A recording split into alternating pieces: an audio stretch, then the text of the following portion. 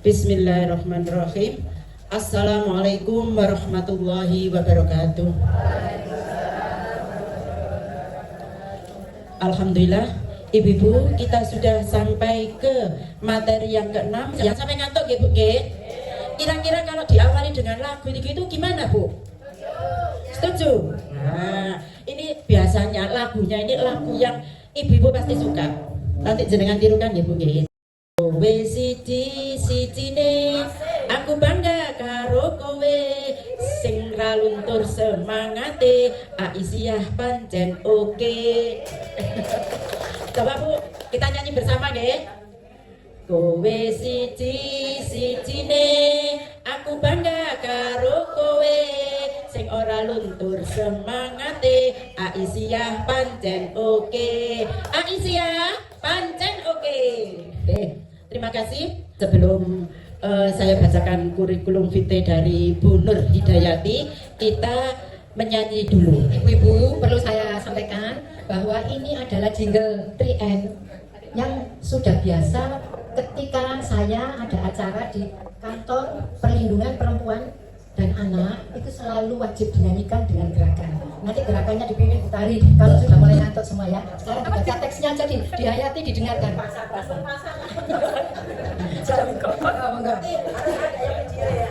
Malam mingguan berada di gedung Ikan Gurami, tapi kita tetap semangat. Semangat. Nggak ada gurami makan? Nggak ada itu Bu, nggak ada yang luntur semangatnya. Ya, kita semangat terus.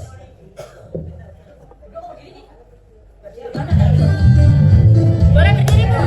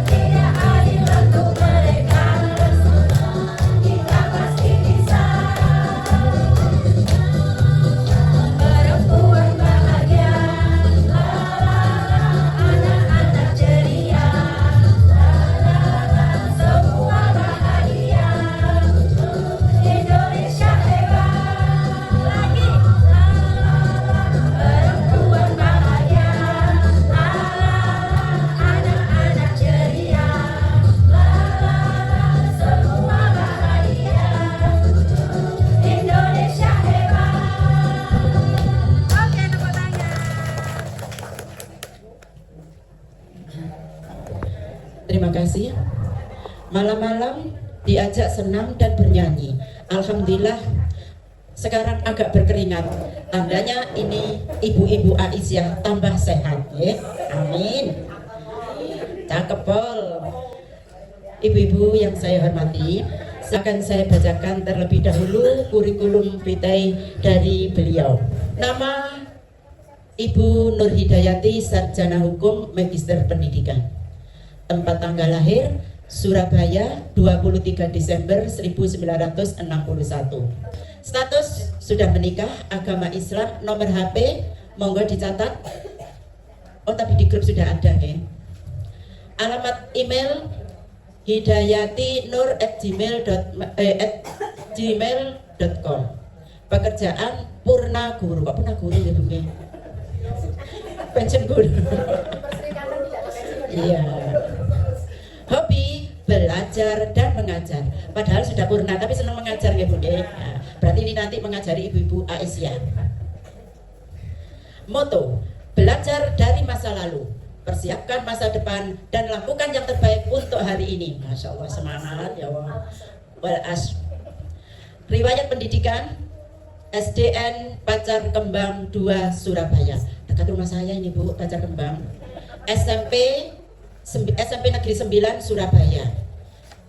SMA Negeri 5 Surabaya. SMA 5 itu terkenal dengan siswa yang top. Oke, berarti anak ada yang di sana mungkin Bu nggih. S1-nya sarjananya dari Fakultas Hukum Universitas Airlangga. S2-nya dari Manajemen Pengembangan dan Kebijakan Pendidikan Universitas Muhammadiyah Malang. Riwayat organisasi IPM Wilayah Jawa Timur. Yang kedua, pimpinan cabang Aisyah GKB. Yang ketiga, pimpinan daerah Aisyah Gresik. Riwayat organisasi yang keempat, Pusat Pelayanan Terpadu Pemberdayaan Perempuan dan Anak Kabupaten Gresik atau disingkat P2TP2A. Riwayat organisasi yang kelima, Dewan Pendidikan Kabupaten Gresik. Yang keenam yaitu LBH, Lembaga Bantuan Hukum. LBH MU PDM Gresik. Itulah kurikulum vitae dari Ibu Nur Hidayati. Hampir setiap hari yang namanya terdengar kekerasan terhadap perempuan dan anak itu hampir setiap hari terdengar, baik itu di media sosial atau di gadget atau yang ibu lihat di televisi, itu hampir semuanya sering kita dengarkan. Nah ini bagaimana nanti solusinya kekerasan terhadap perempuan dan anak. Pasti ini banyak kasus yang nanti akan disampaikan oleh Bu Nur Hidayati. Monggo ibu-ibu nanti barangkali materi yang disampaikan itu ada yang terjadi di lingkungan sekitar, bisa nanti di sesi tanya jawab. Monggo Ibu Nur Hidayati. Assalamualaikum warahmatullahi wabarakatuh. Alhamdulillahirabbil alamin. Rabbi shrah li sadri wa yassir li amri wahlul 'uqdatam min lisani yafqahu qawli. Amma ba'du. Ibu-ibu sekalian yang dirahmati Allah, terima kasih atas waktunya yang masih bersabar untuk duduk bersama-sama dalam rangka thalabul ilmi. Tapi mohon sebelum kita mulai, persepsi kita bangun bahwa saya adalah kita adalah saya. Artinya saya dan ibu sama-sama setara. Saya di pimpinan daerah Aisyah sebagai Korbit Majelis Hukum dan HAM sekaligus Majelis Kesejahteraan Sosial. Ibu-ibu yang duduk di sini juga atas undangan PDA adalah dari Majelis Hukum dan HAM, Majelis Kesos dan Tabligh. 3 majelis yang hari ini bersama-sama saling sharing Bu ya. Saya tidak, kalau hobi saya itu belajar dan mengajar, itu kan bukan berarti di sini saya cari objek untuk menyalurkan hobi saya Bu Iva, bukan ya. Jadi saya dengan ibu-ibu ini sharing Bu, saling berbagi. Kenapa? Karena yang kita bicarakan itu diri kita. Sejak tadi saya mengikuti ketika materinya Pak Dodi, kemudian Pak Nasihin, itu kan masih bersifat umum ya Bu ya. Kita membahas pengetahuan dasar hukum di Indonesia yang sama-sama kita pelajari. Namun belum spesifik sesuai dengan amanah dari pimpinan pusat Aisyah bahwa Majelis Humham ini punya tugas yang berat. Selain amanah hasil muktamar, hasil muspimwil maupun hasil musda, sesungguhnya apa yang kita lakukan ini adalah amanah dari Undang-Undang Dasar 1945 terkait dengan peran kita sebagai ibu, sebagai perempuan, sebagai warga negara Indonesia, sebagai anggota masyarakat. Jadi kalau itu kita lakukan dengan sepenuh hati, dengan niat lillahi ta'ala, insya Allah Bu, separuh dari kehidupan kita ini akan diisi oleh amal soleh. Semoga apa yang kita pelajari ini menjadi bekal untuk menuju ke sana. Kenapa Bu? Dengan judul kekerasan terhadap perempuan dan anak dalam perspektif hukum itu, menurut Bu Mutri selaku Ketua Panitia, ketika berkonsultasi dengan wilayah Jawa Timur dari Majelis Hukum dan HAM, apakah keseluruhan materi yang berjumlah berapa Bu? 7, 8, 9 itu boleh dikurangi atau dimanfaatkan sehingga kita misalnya tidak harus menginap dan harus 2 hari, misalnya hanya diambil sebagian, tidak boleh diperas-peras, pokoknya 9 itu harus semua disampaikan, disosialisasikan, mengingat pentingnya materi-materi yang ada itu. Makanya tadi saya sudah iming-iming bagi yang hadir dan memenuhi semua materi nanti akan mendapatkan sertifikat dan hak belajar ilmu hukum dasar, sehingga bisa menjadi alat atau senjata kita ketika kita sudah melaksanakan amal soleh, amal ma'ruf nahi mungkar dalam urusan perempuan dan anak di masyarakat. Semua itu harus dilalui dengan ilmu. Kita tidak boleh jadi bonek ya Bu ya, bondo nekat, pokoknya budal, pokoknya wani, tanpa ilmu. Semua harus didasari dengan ilmu. Nah, ilmu untuk ibu-ibu beramal ma'ruf nahi mungkar itu diantaranya yang ini, mengenal ilmu dasar hukum. Nah, khusus untuk materi saya ini, mari kita sama-sama merenungi tentang kondisi lingkungan kita yang terkait dengan masalah anak dan perempuan apabila dikaitkan dengan hukum. Ini ya Bu ya. Jadi pendahuluan itu dimulai dari latar belakang kekerasan terhadap perempuan dan anak sesungguhnya adalah masalah sosial yang serius. Kenapa serius? Karena objek yang dijadikan sasaran kekerasan itu adalah pilar negara yang sangat penting. Perempuan, dari perempuan lahirlah pemimpin, dari perempuan lahirlah penjahat, dari perempuan lahirlah ilmuwan. Nah, kalau perempuan ini tidak dijaga, tidak haknya tidak dipenuhi, tidak dilindungi dengan baik, maka yang dihasilkan ya seperti tadi, macam-macam itu.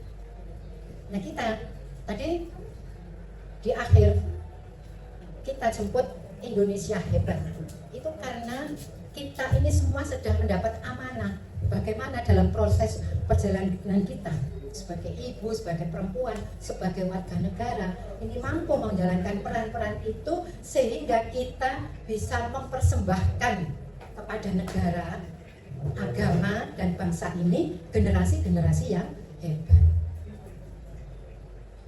Masalah sosial yang serius itu yang perlu kita garis bawahi. Kenapa? Karena kita seringkali di luar kesadaran kita, di lingkungan kita itu sesungguhnya ada kejahatan, ada pelanggaran hukum yang sangat serius, tapi kita tidak menyadari.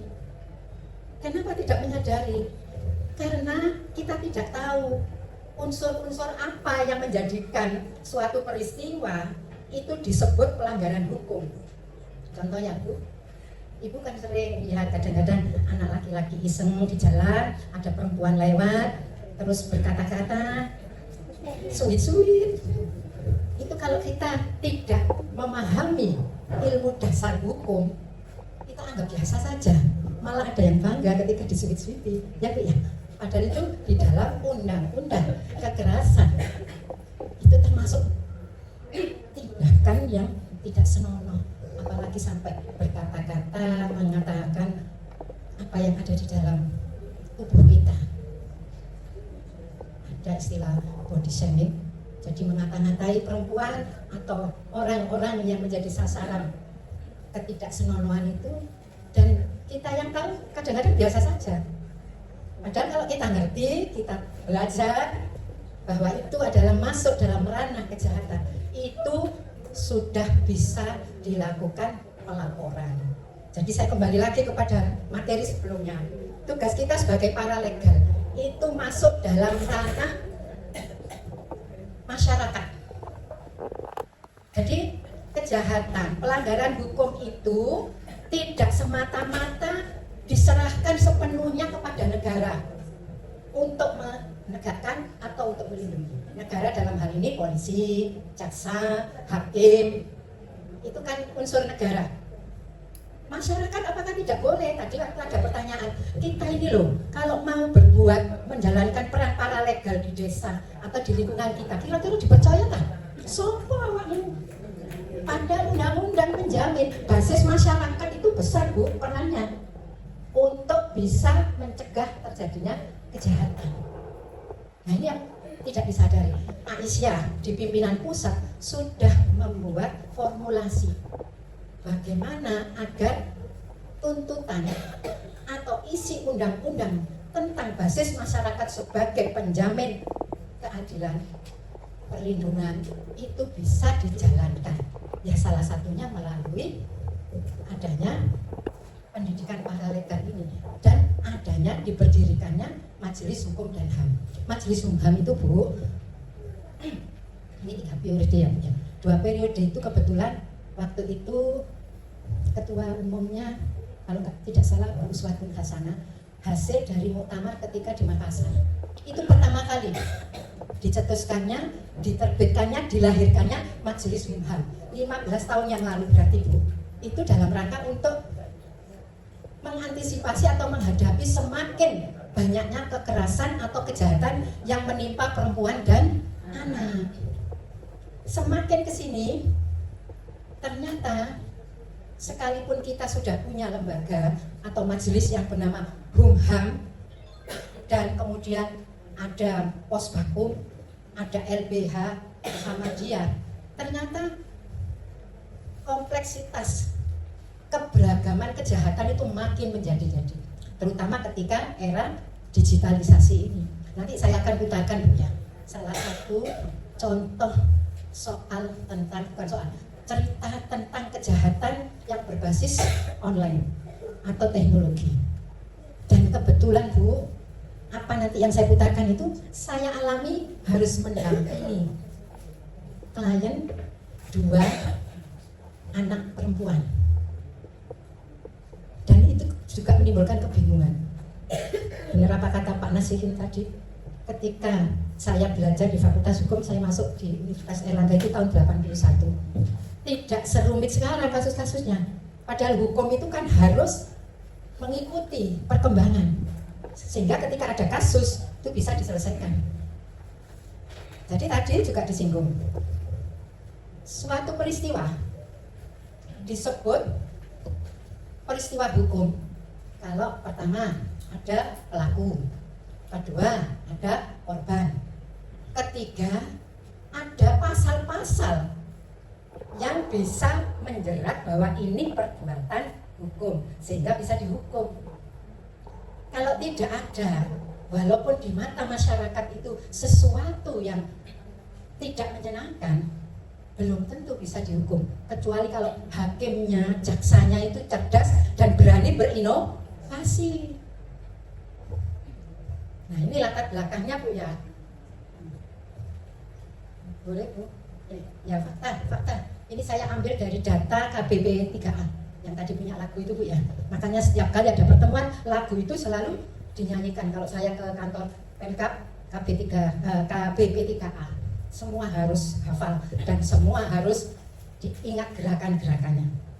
Jadi nanti ibu-ibu juga gitu ya, pulang ini dihafalkan, dicari senangnya supaya menggugah hati nurani kita sebagai perempuan. Bagaimana kondisi lingkungan kita terkait dengan perempuan dan anak-anak. Ini data yang saya ambil dari Kementerian Perlindungan Perempuan, Pemberdayaan Perlindungan Perempuan dan Anak. Data pelayanan anak yang memerlukan perlindungan khusus pada periode saya ambil Januari sampai September 2025 saja, Bu, jumlah kasus kekerasan terhadap anak itu meliputi 1.765 kasus. Kemudian kanal aduan terbanyak dilakukan lewat WhatsApp. Ini tentu nanti ada sebabnya. Ya Bu, kenapa kok banyak di WhatsApp? Kenapa kok tidak langsung datang ke kepolisian atau ke pengaduan yang lain? Kemudian jenis kekerasan tertinggi, fisik, psikis 686 kasus dengan korban 736 korban. Artinya kasusnya jumlahnya 686 peristiwanya. Tetapi korbannya lebih banyak. Dari satu peristiwa mungkin juga korbannya ada 2, ada 3. Ya, kita mendengar beberapa hari yang lalu, saya tuh kadang-kadang kalau mendengar di TV, ya, terutama pagi hari, bagaimana terjadi kekerasan terhadap perempuan. Mohon maaf Bu ya, yang paling dekat tetangga kita adalah mahasiswi dari perguruan tinggi negeri di Madura. Ibu, mohon maaf kalau saya bicara seperti ini. Saya sendiri tidak tega, Bu. Dimutilasi, padahal dulu disayang-sayang, Bu ya. Sampai berapa potong, Bu?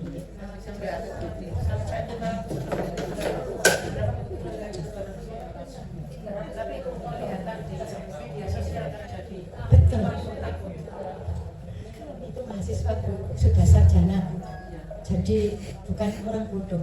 Dua-duanya kebetulan saya punya teman yang pimpinan di perguruan tinggi itu menjelaskan, itu anak pintar-pintar, yang laki-laki dan perempuan pacarnya.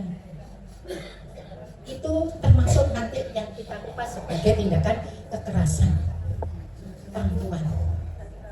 Kalau kita bicara anak, tadi kan belum disinggung anak. Yang dimaksud anak itu berapa tahun, Bu? Undang-undang kita menetapkan 18 tahun ke bawah. Itulah yang disebut anak. Kenapa ada spesifikasi khusus? Karena peradilan untuk anak itu berbeda dengan orang tua, Bu. Kalau peradilan anak itu polisinya, jaksanya, hakimnya, pendampingnya itu biasanya perempuan-perempuan dengan hati yang lembut, dengan wajah yang lembut, dielus, Bu. Meskipun dia bengis. Kan ada juga anak yang membunuh orang tua di Jakarta beberapa waktu yang lalu, nenek, ayah, ibu hampir ya, tapi kita tolong. Itu kan masih usia anak karena masih di bawah 18 tahun. Jadi peradilannya khusus, penjaranya juga khusus, tidak disebut lembaga pemasyarakatan atau LP, tapi disebut lembaga perlindungan khusus anak, pembinaan, maaf, lembaga pembinaan khusus anak, LPKA. LPKA, biasanya ibu-ibu menyebut LPA, lembaga pembinaan anak. Jadi pembinaan, Bu, bukan pemasyarakatan seperti penjara. Jadi prosesnya beda. Tadi kedua bapak yang kebetulan Pak Nasihin ini kan advokat, Bu ya. Jadi lebih banyak menangani kasus-kasus pidana dan perdata terkait dengan perkawinan. Nah, yang anak ini, Bu, sangat memprihatinkan karena peradilannya, tahanannya juga berbeda. Tidak boleh ketika orang tua mengalami proses kejahatan, begitu ditangkap, diperiksa dalam penyelidikan, itu kan mesti harus ditahan dulu. Persepsi masyarakat kalau sudah ditahan itu mesti salah, padahal belum tentu karena diperiksa. Dimasukkan di tahanan itu untuk mengamankan supaya gak utul, supaya gak membahayakan masyarakat, maka dia ditahan. Makanya nanti kalau ada putusan, dia harus dihitung. Misalnya putusannya 5 tahun, dia ditahan 2 bulan, maka harus dipotong tahanan itu. Nah, kalau anak-anak ada lagi lembaga perlindungan anak khusus, LPAK, lembaga perlindungan anak khusus anak. Jadi tahanannya anak-anak itu seperti pembinaan di pondok gitu. Jadi seperti itu. Kenapa ini konsentrasi kita kepada perempuan dan anak? Karena kasus-kasus anak dan perempuan saat ini itu makin parah, terutama terkait dengan digital. dengan masalah perkembangan IT yang luar biasa. Mohon maaf Bu ya, yang saya tadi cerita, mungkin saya berikan gambaran sedikit. Kebetulan dua-duanya orang yang kenal saya, makanya beliaunya datang ke saya. Kok Yondilala, dua-duanya itu anak perempuan yang mau menghadapi ujian sekolah. Datang ke rumah dengan kasus yang sama, jarak waktunya tidak beda. Apa yang dilakukan anak-anak mereka yang dialami? Anak-anak itu mengalami tindakan kekerasan pelecehan seksual berbasis online. Nanti juga ada di sini. Jadi kita tidak tahu, orang tuanya pun tidak tahu. Orang tuanya itu mendapat gambar anaknya ini berbuat tidak senonoh, telanjang dan sebagainya. Pokoknya tidak bisa dibayangkan.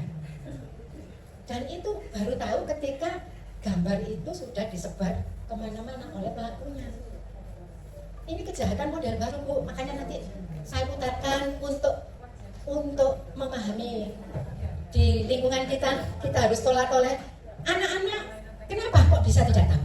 Karena mereka dalam ancaman, dan orang tua itu baru tahu kalau mereka mengalami seperti itu justru dari orang luar. Kenapa kamu tidak cerita? Karena aku diancam, karena aku ditekan, karena aku dan sebagainya. Sehingga tahu-tahu gambarnya menyebar kemana-mana. Padahal dia baik. Makanya ibu-ibu, ini sebagai pengingat kita semua. Kalau kita tiba-tiba melihat murid kita, anak-anak perempuan kita atau anak laki-laki yang biasanya periang tiba-tiba jadi pemurung, itu harus kita gali. Korbannya itu justru anak-anak, sasarannya anak-anak.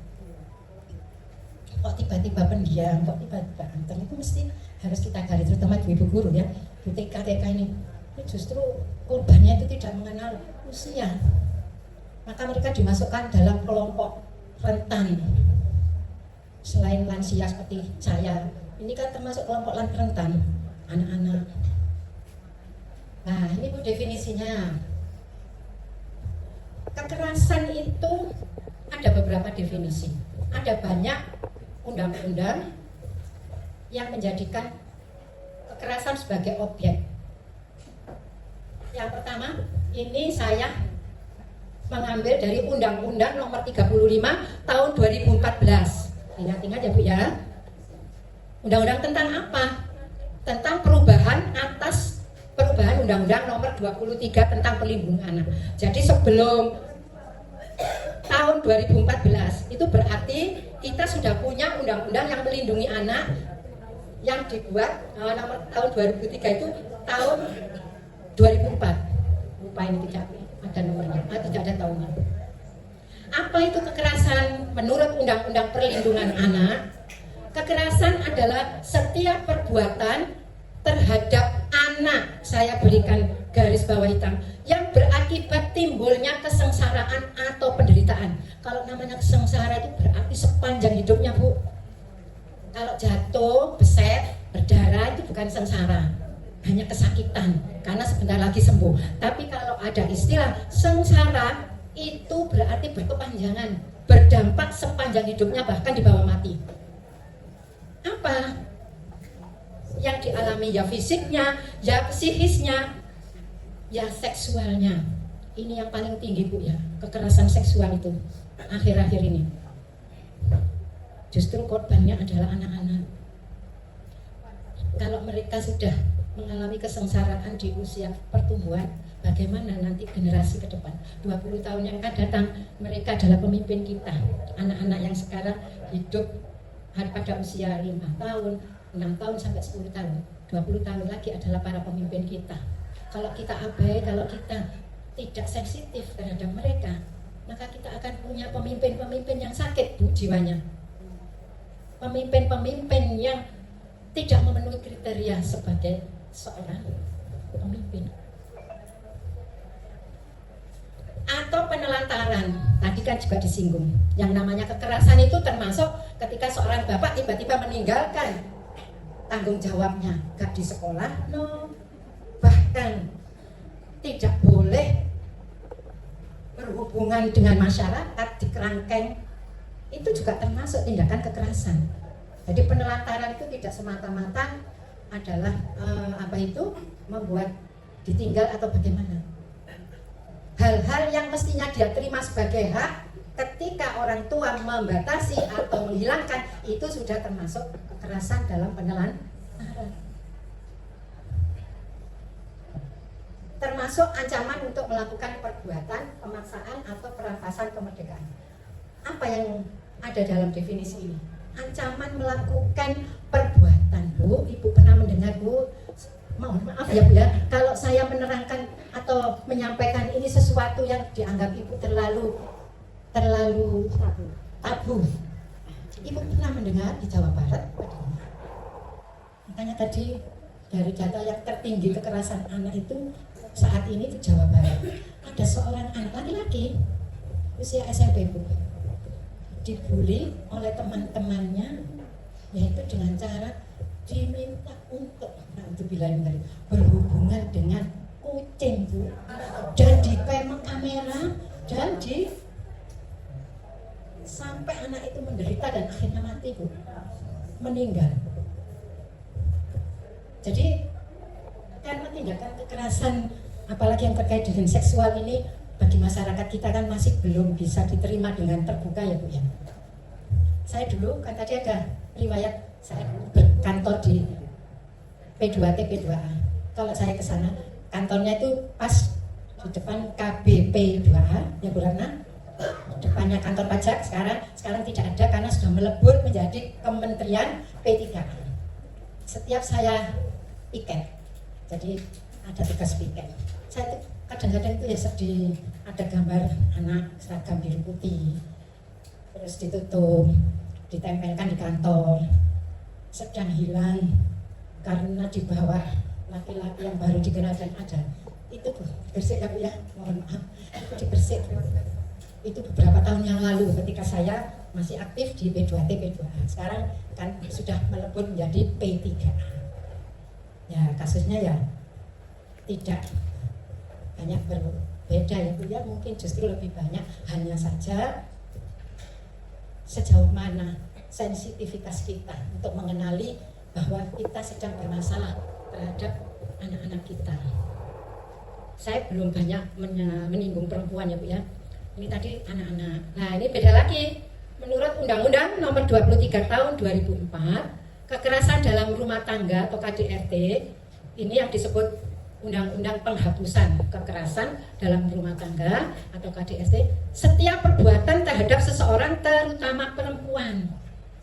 KDRT itu tidak hanya suami memperlakukan tidak baik kepada istri, tapi juga siapa saja yang tinggal dalam satu rumah itu ketika menghadapi kekerasan, bisa pembantunya, bisa orang tua yang ikut, bisa anak perempuannya. Tapi perempuan yang di sini yang berakibat kesengsaraan atau penderitaan fisik, seksual, psikologis atau penelantaran rumah tangga, serta meliputi ancaman, pemaksaan atau perampasan kemerdekaan secara melawan hukum. Apakah bentuk ancaman itu, Bu? Ini juga saya melihat ada kasus yang sudah diputus waktu itu, suami istri, karena suaminya ini terjerat judi online, istri dipaksa untuk melayani orang lain dengan bayaran sehingga suami yang mendapatkan keuntungan. Tetapi ketika kasus itu dibawa ke ranah hukum, istrinya mengatakan tidak pemaksaan, saya rela, saya bersedia. Akhirnya hukumannya kan beda, Bu. Pasal itu mau sama mau dengan dipaksa itu beda nggak, Bu? Beda. Jadi seperti itu. Inilah yang katanya Pak Nasihin tambah bingung, tambah suwe-suwe belajar hukum tambah bingung. Karena kasusnya juga beragam, tambah beraneka. Karena itu pendekatannya dan penyelesaiannya juga tentu harus berbeda. Harus update terus, belajar terus, membaca terus. Pak Dodi tadi itu, Bu ya, yang calon profesor itu sudah mendekati profesor. Itu satu alma mater dengan saya. Tapi ketika saya kuliah, beliau belum lahir. Iya, ngomong-ngomongan sama saya. Kan kerjasama mulai tahun 2017 menangani masalah kekerasan perempuan. Pak Dodi itu, iya, katanya, Bu Nur angkatan 81, saya belum lahir. Nggak tahu tahun berapa tadi. 90, makanya saya sudah lulus. Baru lahir. Tapi kalau secara teori memang secara dasar itu sama. Hanya kasusnya yang berbeda, sehingga penyelesaiannya juga harus berbeda. Ini saya sampaikan Bu, nanti ketika Ibu sudah berniat kuat menjadi paralegal, ini tentu juga menghadapi hal-hal yang penyelesaian tahun lalu atau sebelumnya berbeda dengan sekarang. Seperti itu, ya. Makanya Bu Sofi, bener nggak? Kalau nggak salah sekarang Fakultas Hukum dan Psikologi itu jadi satu ya Bu ya? Dekannya satu. Karena itu sangat berkaitan sekali Bu. Ya, jadi akibat dan pemulihan dan lain-lain itu mesti berhubungan antara hukum dan psikologi. Ini 4 macam kekerasan yang perlu menjadi perhatian masyarakat saat ini. Mungkin ketika kita masih remaja belum pernah mengenal apa itu tindak pidana kekerasan seksual. Maaf ya Bu ya, tindak pidana kekerasan seksual ini Bu, suami memaksa istri untuk masang spiral tapi istri tidak mau, itu sudah bisa dilaporkan Bu. Walah. Apalagi hanya itu waktu undang-undang ini dibentuk itu kan pro dan kontra ya, karena faktor budaya itu kan beda-beda. Nah kita mengenal undang-undang semua ini Bu, dasarnya adalah perjanjian dengan hukum internasional. Kita duduk sebagai anggota konferensi internasional tentang perlindungan perempuan dan anak. Jadi aturannya secara universal, karena kita masuk dalam konferensi itu, kita harus menandatangani dan menyerahkan kepada DPR untuk disahkan sebagai undang-undang. Jadi ada kalanya itu bagi kita gak cocok sih ada budaya-budaya tertentu yang tidak sesuai. Suami memaksa istri, istri nggak mau, itu bisa dilaporkan Bu. Padahal kalau kita kan dilaknat ya, suami ini kayak dilaporkan, bisa dilaporkan sebagai tindak kekerasan seksual. Salah ya Kak Gilem. Tapi kan harus mau kita melayani. Jadi itu Bu. Terus yang ketiga, ini yang kita yang sekarang ini, terutama kita yang generasi, kita ini masuk generasi apa ya Bu ya? 60 itu baby boomers. Kekerasan berbasis gender online. Ya ini tadi yang salah satunya yang sudah saya jelaskan, karena 2 contoh kasus yang saya kebetulan harus mendampingi anak-anak perempuan itu ya Bu ya. Bu, dalam kekerasan berbasis gender hati-hati ya Bu ya. Foto kita yang dipajang itu bisa jadi diganti, diedit, dan disebar. Nah kalau orang ngerti hukum, ngerti tahu caranya bagaimana mengadukan, itu bisa terjadi tindak kekerasan. Makanya terus terang saya tadi Bu Sofi, gambarnya Bu Sofi, saya set boleh ya? Saya harus izin. Mas set gambar teman itu harus izin Bu, karena bisa dimanfaatkan atau disalahgunakan. Oh kan dijadi sebagai status foto mau. Ya saya senyum-senyum. Buat status. Saya ini termasuk orang yang suka membuat status Bu. Tapi status saya niati karena untuk siar. Pasti kegiatan-kegiatan Aisyah, kegiatan PKK, ya Pak, Bank Sampah. Karena saya sebagai direktur Bank Sampah Bu, saya bangga saya. Ya gambar saya ada. Ketika menyerahkan dengan tukang rombeng yang membeli sampah saya, sampah warga saya. Jadi kita harus hati-hati. Memasang gambar anak lucu-lucu nih Bu ya, itu sudah dipatuhi kalau di negara-negara barat Bu. Nggak boleh asal ambil gambar itu. Boleh. Termasuk dalam tindak kekerasan.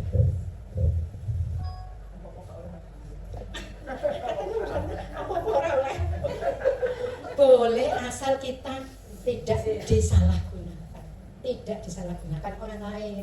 Kalau teman-teman kita insya Allah nggak akan ya Bu ya.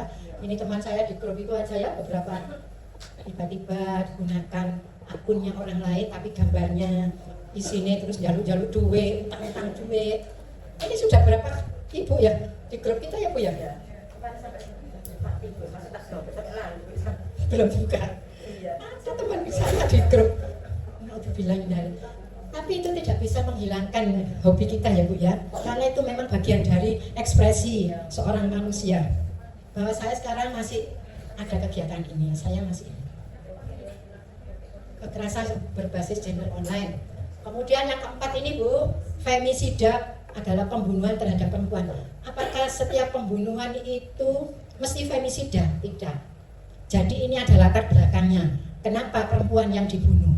Karena ada faktor relasi kuasa. Jadi yang membunuh ini ingin menghabisi, ingin menghilangkan perempuan itu karena dia punya kuasa atas dia. Dan justru pelaku-pelaku yang semua ini Bu adalah orang-orang dekat yang tidak dinyana.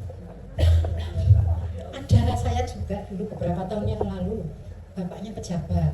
Kalau pejabat kan anaknya mesti dikawal oleh perempuan Bu, sampai di bawah lari keluar kota, dijemput dari sekolah, bapaknya ibunya datang ke rumah, gegeran dewe nyalahno, saling nyalahno. Anak saya sudah tidak perawan lagi Bu, padahal orang yang membawa itu kepercayaan saya, pulang sekolah dijemput segala macam. Itu kadang-kadang tidak terungkap oleh korban karena ketakutan. Terus pokoknya jadi terus biasanya menutup diri, menghindar dari lingkungan. Seperti itu. Femisida, pembunuhan terhadap perempuan dengan dasar ada relasi kuasa. Dia merasa saya punya kekuasaan atas perempuan, saya bisa membunuh. Itu dasarnya.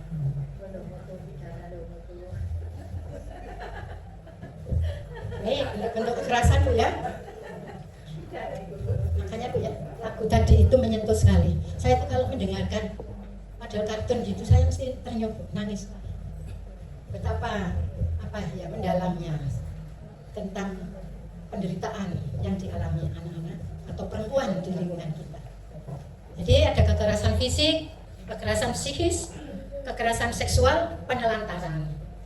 Kekerasan fisik itu bisa berupa tamparan, pukulan, tendangan, atau semua ini Bu tidak bisa diproses secara hukum kalau tidak ada pengaduan. Nek menengahi, ya sudah. Dan yang terjadi di masyarakat kita menengahi daripada malu. Seperti yang tadi saya ceritakan, satu di antara dua anak itu bapaknya nggak mau, jangan dilaporkan, jangan dibawa ke, sampai mau sahabat ke periksa. Saya mau bawa ke psikolog yang ada di sini, itu nggak boleh. Nanti kenal, saya tahu saya bagaimana reputasi saya. Seperti itu. Bapaknya nggak mau, ibunya bingung.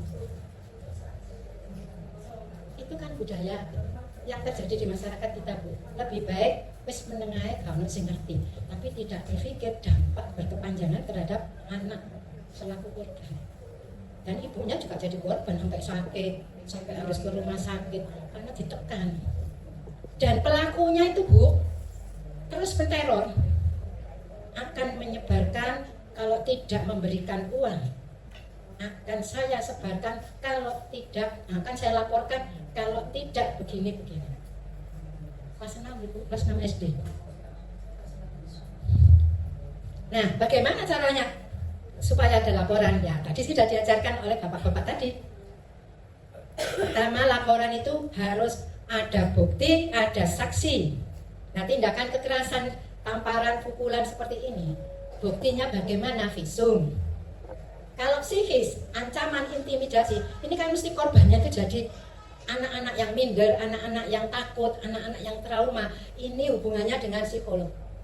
Tugas-tugas kita ini di sini Bu. Ini bagaimana mengenali, kemudian membuat kronologi sampai bisa mengantar korban melaporkan. Kalau sudah hilang bekas tamparannya, kita nggak punya bukti. Ada yang begini, waktu saya sosialisasi di Bunga itu Melirang tentang kekerasan. Ya, kalau fisik mungkin bisa. Kalau psikis bagaimana, Bu? Psikis itu, Bu, dihina, dikata-katai di rumah tangga dengan kata-kata yang menyakitkan, merendahkan. Ya. Direkam, nek pas direkam. Iya, ini bagaimana buktinya, Bu?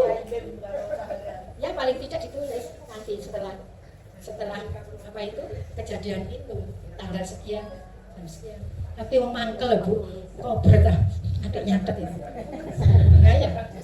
Iya. Nih pelecehan, pemerkosaan ya tadi, Bu, ya. Aktif semua aktivitas seksual tanpa persetujuannya tadi. Masih mbek bojone yo nek gak disetujui ya termasuk pasal kekerasan seksual. Ini kelompok-kelompok Islam yang kuat di DPR menolak, Bu. Lah nek ngene kabeh bojone lah gak gelem.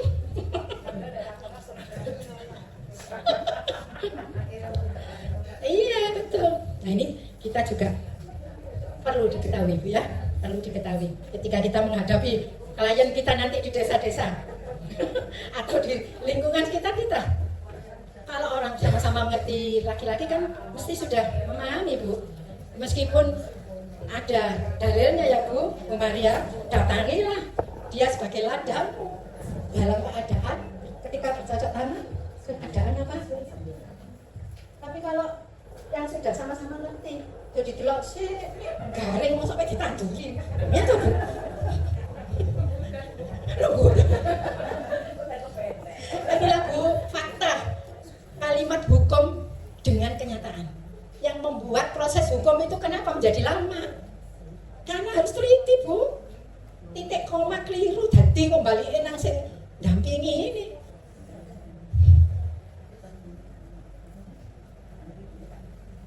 Tadi lanjutannya mana, Bu? Oh, ya.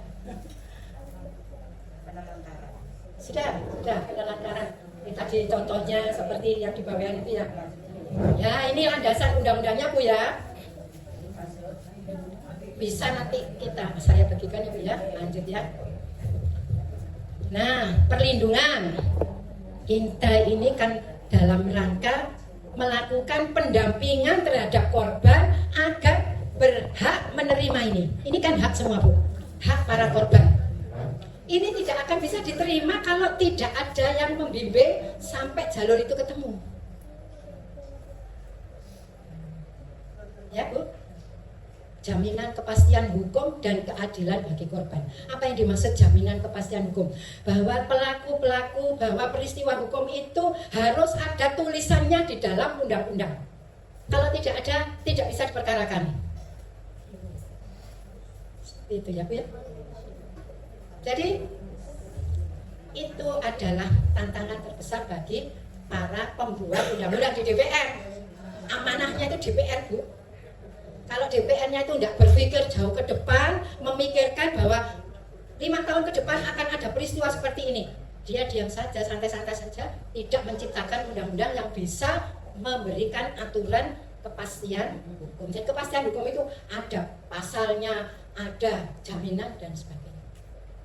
Dan keadilan, apa yang harus diterima seorang korban itu harus tertulis dalam jaminan undang-undang. Kemudian perlindungan yang lain adalah dalam bentuk bantuan hukum. Tadi Pak Nasikin sudah menyampaikan pemberian pendampingan hukum gratis atau bantuan lain kepada korban. Ini, Bu, Ibu, memang benar, setiap warga negara berhak didampingi ketika berhadapan dengan hukum. Tugas kita adalah ABH salah satunya, mendampingi anak berhadapan dengan hukum. Jadi kalau ada anak baik sebagai korban atau sebagai pelaku, tugas kita para legal ini mendampingi bagaimana agar mereka bisa mendapatkan hak sesuai dengan undang-undang. Jadi meskipun pelaku kejahatan sejahat apapun, apalagi tadi kalau tuntutannya itu diperkirakan 5 tahun ke atas, wajib didampingi. Kalau nggak mampu, harus ada surat keterangan tidak mampu dari pemerintah atau dari kelurahan setempat. Itu adalah salah satu jaminan yang diatur undang-undang. Nah, ini penegakan hukum dan sanksi, penangkapan pelaku, tadi sebelumnya Bu, ini ada yang mungkin, nah ini Bu, yang terbawah ini Bu, di mana posisi kita sebagai paralegal? Ini di sini Bu. Jadi Ibu jangan takut, diarani kok kemeruh, kok melok-melok. Ini pelayanan terpadu. Jadi kerjasama antar lembaga, termasuk pemerintah, lembaga non pemerintah. Itu ya contohnya Muhammadiyah, Aisyah.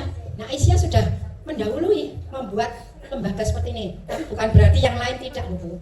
Semua lembaga-lembaga perempuan dan anak, organisasi perempuan dan anak itu sudah membentengi kondisi dengan itu. Di sini Bu, nah memberikan pelayanan kepada korban. Paling tidak Bu, tugas kita yang sudah bisa kita laksanakan ketika ada kejahatan, berani melaporkan. Apakah semua berani? Tidak, takut. Itu tugas kita, nek kene menengahe. Padahal kita ngerti untuk selama akhir hidup. Ini saya dari memobilisasikan karena kalau ini juga hubungan dengan keluarga, misalnya keluarga itu tempat tinggal itu. Ada kasus lain oleh teman-teman di daerah itu bahkan ada yang sampai 4 tahun. Mereka harus mendapatkan penanganan dari profesional psikiater.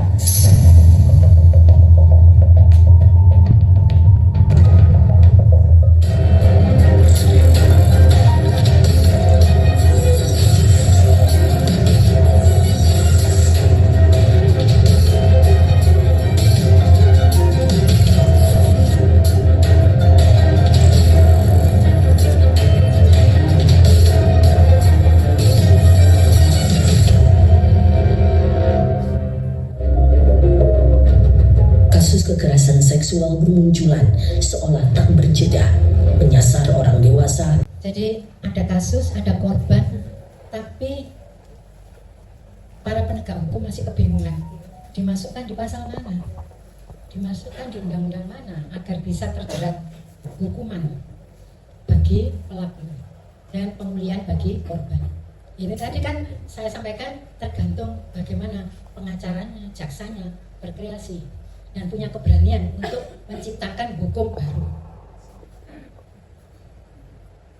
Itu pun tidak semudah Bu ya.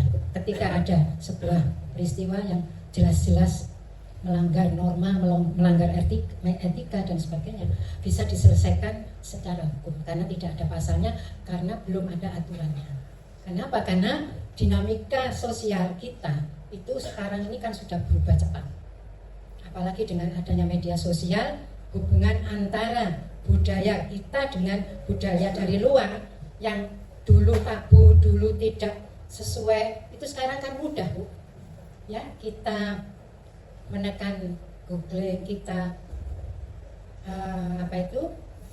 menggunakan aplikasi AI, itu kan semua jadi mudah bagi kita. Dunia tanpa batas. Padahal setiap yang kita tempati itu kan mesti punya nilai, punya budaya yang berbeda. Dan aturannya juga mestinya harus sesuai. Nah ini yang menjadi tantangan para penegak hukum atau kita semua, bahwa tantangan atau dalam penegakan hukum seperti contoh kasus tadi itu masih terikat dengan adanya budaya kekerasan gender. Kesenjangan gender. Ibu-ibu pasti kita merasakan bahwa di kota atau di desa pun perempuan itu kan masih sering digolongkan masyarakat kelas 2 ya Bu ya. Kecuali yang beraisyah ya. Aisyah kan laki dan perempuan itu barang siapa yang berbuat amal soleh dengan iman, maka Allah tidak membedakan pahalanya, akan diberi kehidupan yang lebih baik. Surat An-Nisa ayat berapa itu? Coba nanti dicari ya. Laki perempuan sama dalam beramal soleh. Tapi kita semua tidak bisa menolak bahwa di lingkungan kita, di tempat kita masih ada pembedaan kelas antara perempuan dan laki-laki. Jadi itu salah satu tantangan penegakan hukum itu diantaranya adalah kesenjangan gender. Nek wong lanang sing nglakoni dimaklumi. Ya. Kekerasan masih dipengaruhi oleh pandangan sosial budaya yang bias gender, menempatkan perempuan dan anak dalam posisi rentan. Perempuan dan anak ini masih ada relasi kuasa laki-laki dan perempuan. Apalagi anak. Contohnya apa Bu ya?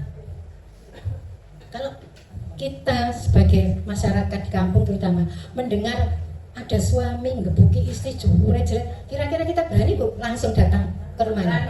Gak berani. Lapo ikut campur urusan rumah tangga. Lah bojoku, aku sing ngingoni. Ya, aku sing berkuasa.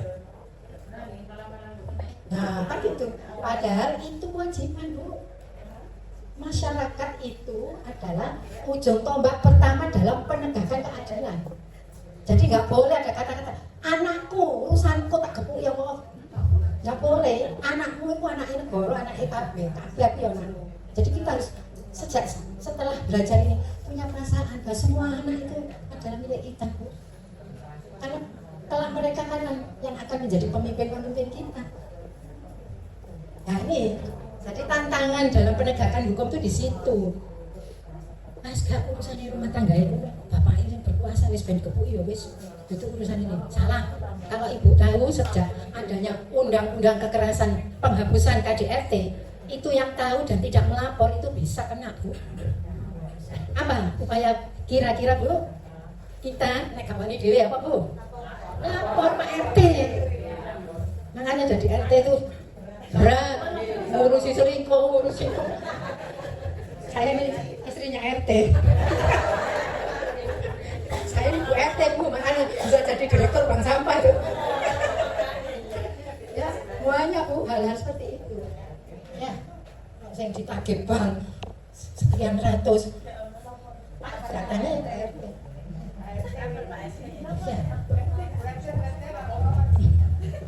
Ya, seperti itu Bu ya. Jadi kesenjangan gender inilah yang menjadi tantangan buat para penegak hukum untuk bisa menyelesaikan suatu kasus yang terjadi. Yang kedua, keterbatasan pelaporan. Ya, tadi sudah saya singgung, karena tidak berani, takut, dan kurang akses. Kurangnya akses ini artinya gak duwe kenalan wong sing iso melakukan penegakan. Ya, Bu ya. Tuh. Terus proses hukum. Orang-orang kita itu kan gak usah diurus lah hukum, entek duit akeh, entek waktu, tiba-tiba ngono-ngono ae. Ini panjangnya proses hukum dan kurangnya aparat. Aparat itu siapa Bu? Ya polisi, ya jaksa. Ya polisi ini gak kreatif ya kayak tadi itu. Melapor ditolak. Tapi begitu ketemu pengacara yang kreatif, berani bertindak dengan segala risiko, akhirnya bisa dijerat pada pasal yang ada. Ini Bu. Ya. Yang terakhir stigma. Stigma itu apa Bu? Cap melebeli bahwa korban kekerasan, terutama kekerasan seksual, seringkali menghadapi stigma. Mari diperkosa tambah disalahno. Salah cok endel-endel. Makane. Gitu, jadi tambah disalahno. Biasanya saya ngelok-ngelok tambah ibu-ibu perempuan ya Bu ya. Makane cok endel-endel. Gitu. Apalagi sampai terjadi kehamilan. Nah, ini tugas kita semua Bu, 4 ini. Jadi, maaf sebelumnya. Ya, ini semua yang harus kita pahami dengan bijaksana dan dengan niat tulus karena kita ingin berbuat sesuatu sebagai bagian dari masyarakat, sebagai bagian dari perintah beramal ma'ruf nahi munkar. Yang terakhir Bu, apa solusi dan rekomendasi? Nah ini nanti yang akan disampaikan di RTL mungkin Bu Mutri ya dan panitia, bahwa peningkatan kapasitas aparat, Nah ini kan bukan tugas kita Bu, kita hanya memberikan rekomendasi kepada pemerintah. Nek golek polisi, golek hakim, jaksa itu sing temen, saringane, ojo karena membayar, ojo karena jalannya nggak benar, sehingga ketika mereka melakukan tugas sebagai aparat penegak hukum, mereka tidak bisa sesuai dengan apa yang diharapkan. Sosialisasi hukum, nah ini tugas yang paling awal ketika ibu-ibu selesai mengikuti pelatihan, mengadakan program di tiap-tiap cabang nanti melakukan sosialisasi. Sosialisasi kan tidak harus masang spanduk, tidak ada masang kursi kan tidak Bu, duduk berlima, atau kita data di lingkungan kita ada anak-anak gadis berapa orang, kemudian ibu-ibu yang masih produktif, yang biasanya goncang perkawinan itu kan 10 tahun ke bawah. Nah itu yang kita ajak berdiskusi atau kita sosialisasikan, kita kenalkan hal-hal yang terkait dengan perempuan, kekerasan dan anak. Ya. Kemudian penguatan lembaga pelayanan. Nah ini kita Bu, Aisyah ini kenapa mengadakan paralegal? Ini kantornya dipakai karena disinilah kita nanti akan melakukan proses penegakan itu. Jadi ibu-ibu ini nanti terus berhubungan, makanya panitia membuat grup itu tidak boleh dikeluarkan dulu Bu ya. Jadi nanti ini akan berlanjut terus. Akan ada komunikasi, misalnya di cabang ini ada kasus yang semacam ini, bagaimana cara penyelesaiannya, dan itu bisa dirembuk di dalam grup. Jadi itu komunitas para penegak sadar hukum, ya. Terus kemudian pencegahan, bagaimana caranya mengimplementasikan program pencegahan kekerasan berbasis komunitas ya tadi Bu. Paling tidak di dalam grup ini selalu update informasi tentang perkembangan hukum, terutama yang terkait dengan perempuan dan anak. Karena judulnya memang itu, amanah untuk kita ini masalah perempuan dan anak Bu, bukan masalah korupsi. Itu memang iya, tapi tidak menjadi prioritas. Jadi kalau ada bapak yang datang misalnya ke ibu untuk mencurhatkan, itu ranah kita enggak Bu? Kalau laki-laki terjerat judol terus kemudian minta pendampingan kita, masuk ranah kita?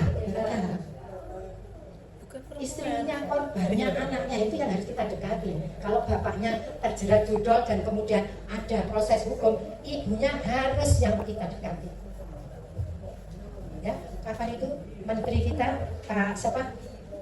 Yang dulu mantan rektor UNN itu kan pernah mengusulkan sesuatu tapi dilecehkan oleh banyak warga Indonesia. Kenapa yang diusulkan? Istri dan anak pelaku judol itu harus dilindungi oleh negara, harus dijamin oleh. Dalam bapak izin ngono kok anak-anak izin kita kok harus. Ya, mereka itu korban memang. Ya, jadi seperti itu pencegahannya itu. Bu, Ibu, ini ya mendasari tadi ada pertanyaan, kenapa sih kita kok mengadakan paralegal Aisyah maksudnya? Ini Bu ya, dasarnya, dasar yang dikeluarkan oleh PP Aisyah itu keputusan PPM 54 dan seterusnya, Tanfis Fikih Perlindungan Anak. Jadi Muhammadiyah Aisyah ini Bu menyikapi kondisi seperti ini, amanah untuk mencetak kader-kader tangguh dan unggul di masa yang akan datang, maka membuat kebijakan pasal 72 Undang-Undang 35 tahun 2004, jadi yang menjadi dasar 2014 tentang perubahan kedua atas Undang-Undang nomor 23 tahun 2000 dan seterusnya menyebutkan bahwa masyarakat berperan serta dalam penyelenggaraan perlindungan anak. Itu keputusan Bu pemerintah yang ditanfiskan oleh PP Muhammadiyah. Jadi amanah untuk kita masyarakat, bahwa kita ini memang harus berperan. Ya salah satu contoh kecilnya tadi ketika ada anak tetangga dipukuli, kita harus berperan. Minimal kita membuat laporan, tidak diam atau takut ya. Kemudian kebutuhan upaya dan sebenarnya saya. Nah ini masyarakat, lembaga masyarakat sebagai ujung tombak Bu. Hukum itu akan menemukan keadilan penegakan jika masyarakat yang bergerak dulu. Kita jangan mengharapkan polisi yang bergerak. Dan kenapa sosialisasi ini harus turun sampai ke ranting? Saya dulu pernah ditegur oleh PWA. Kenapa kok di cabang di ranting tidak ada HUMHAM? Karena memang Bu, pada waktu hasil muktamar di Makassar itu sampai kepada daerah. Nah karena itu terus kemudian kita harus punya ranting, punya cabang yang ada majelis HUMHAM-nya. Karena apa? Karena justru di ranting dan cabang itulah persoalan kejahatan itu tumbuhnya di situ. Memang untuk lembaga tadi yang ditanyakan, apakah boleh di ranting, di cabang mendirikan lembaga semacam ini? Bisa, pos baku. Ini sampai saat ini masih diperbolehkan di tingkat daerah. Itu kalau kita analogkan di negara ini Bu, peradilan terendah itu adalah pengadilan negeri. Pengadilan negeri itu wilayahnya adalah kabupaten atau kota madya. Kemudian pengadilan tinggi itu provinsi. Ya sama dengan kita. Bisa pos baku itu sampai saat ini dianggap pengadilannya atau proses penegakannya terendah itu di tingkat pimpinan daerah. Kita tidak tahu nanti ada perkembangan apakah di cabang atau di ranting ada. Kita tunggu saja perkembangannya Bu ya. Bu ini Bu ya, gambaran tentang proses penanganan kasus-kasus atau proses bagaimana kita bisa melakukan sebuah peran di dalam paralegal. Coba terus Bu. Ya, ini saya mendapatkan ketika mengikuti pelatihan atau TUT di wilayah. Ini yang sudah didirikan di Surabaya di provinsi ya Bu ya. Jadi rumah ini makanya disebut pusat layanan terpadu, itu yang ditangani. Nah ini Biksa, yang saya begitu. Biksa, Rumah Sakinah. Biksa itu siapa Bu? Tanggung jawabnya siapa? Tabligh. Kemudian Rumah Sakinah ini siapa Bu? Kesos. Itu atau Bakesos. Pos Bakum HUMHAM. Dalam satu layanan terpadu harus mengandung lembaga-lembaga itu untuk bersinergi. Kalau Bu Rukmini selaku Ketua PWA mengumpamakan, makanya itu dibuat setting seperti itu. Biksa atau majelis tabligh itu ibaratnya dalam lembaga ini sebagai IGD. Jadi kalau ada kasus, yang pertama kalau datang di sini di lembaga ini, yang menangani itu tabligh dulu. Dari situ nanti akan dilakukan pendekatan-pendekatan dan akan dipilah, oh ini cocoknya dibawa ke pos bakum, oh ini cocoknya dibawa ke Bakesos. Jadi kenapa Ibu diundang 3 ini? Meskipun nanti tidak di cabang itu tidak ada kantornya semacam ini, lembaga ini, tapi kerjanya itu bersinergi 3 lembaga, 3 majelis itu ya. Ini Bu ya, ketika ada kasus lain anak masyarakat atau lembaga, resepsionis di depan itu diharapkan itu dari Biksa yang memilah-milah, nanti kan ada petugas adminnya ya. Terus kemudian pelayanan, ini PLTP2M Aisyah yang sudah terbentuk di wilayah. Ada, nah itu. Ini urut-urutannya semacam ini Bu ya. Nanti kalau lembaga kita ini sudah terbentuk, maka inilah yang akan kita lakukan dengan proses atau alur seperti itu. Terus Bu. Ya, tidak usah. Sebentar, ke depan. Terus paralegal di mana, Bu? Itu loh paralegal. Ya tadi Bu, paralegal. Jadi ini tunggu ya. Ada paralegal, ada relawan itu dulu yang sudah pernah kita mengadakan ya Bu Putri. Waktu sebetulnya dulu kan sudah ada kelompok relawan ya Bu ya. Di tiap-tiap cabang yang pernah dibentuk. Kemudian ada GACA, relawan GACA itu Gerakan Anak Cinta Aisyah, Gerakan Aisyah Cinta Anak, paralegal, relawan. Nah ini mereka inilah yang menemukan atau yang melakukan proses sebelum dibawa ke lembaga. Itu ya Bu ya.